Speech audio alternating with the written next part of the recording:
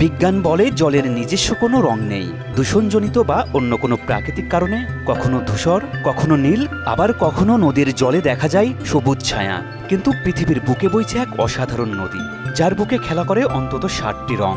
লাল, নীল, হলুদ, সবুজ, কমলা, কি নেই সেখানে। নানা রং মিলেমিশে সে নদীর কোলে তৈরি করেছে রূপকথার রাজ্য। কথা হচ্ছে ক্যানিও ক্রিস্টেলকে নিয়ে। কলম্বিয়ার সেরানিয়া দে লা মেকারেনা এলাকায় রয়েছে এক আশ্চর্য নদী। পাহাড়ের কোলে প্রকৃতি যেন তার রূপের ডালি উজাড় করে দিয়েছে এই নদীতে। এই নদীর আসল নাম একটা থাকলেও রং বেরঙের জলের জন্য এই নদীকে কেউ বলেন রিভার অফ কালার্স বা রঙিন নদী, কেউ বা আবার বলেন লিকুইড রেইনবো অর্থাৎ তরল রংধনু। কলম্বিয়ার এই রঙিন নদীতে ৭ রঙের জল একসঙ্গে বইতে দেখা যায়। রক্তাক্ত লাল, উজ্জ্বল নীল, গাঢ় সবুজ, হলুদ, বেগুনি রঙের জলের পাশাপাশি দেখা যায় গোলাপি, কমলা ও মেরুন রঙের প্রবাহ। বছরের পর বছর ধরে এভাবেই বয়ে চলেছে লিকুইড রেইনবো। স্থানীয়রা তো বটেই, বহু মানুষ দূর দূরান্ত থেকে এই নদী দেখতে ভিড় করে কলম্বিয়ায়। ক্যানিও ক্রিস্টেলসের রং বেরঙের জল দেখার সবচেয়ে ভালো সময় জুলাই থেকে নভেম্বর।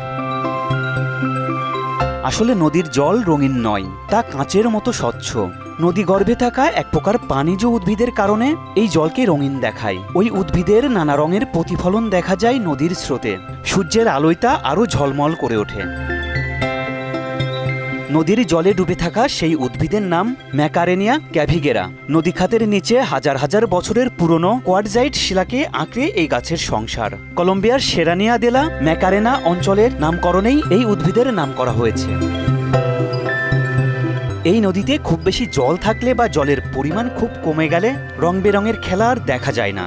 কম জলে গাছ শুকিয়ে খয়েরি হয়ে যায়, আর বেশি জল থাকলে নদীর নিচ পর্যন্ত দেখা যায় না, ফলে নদীতে রংধনু হয়ে যায় গায়েব।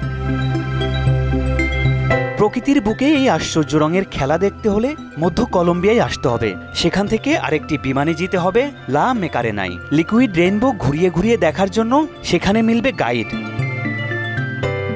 এ অঞ্চল নিরিবিলি এবং পাহাড়ি জনপদ, খুব বেশি মানুষ সেখানে থাকে না। স্থানীয় কয়েকটি পর্যটন সংস্থা নদীটি পর্যটকদের ঘুরিয়ে দেখায়। সুব্রত বিশ্বাস, আমার টিভি।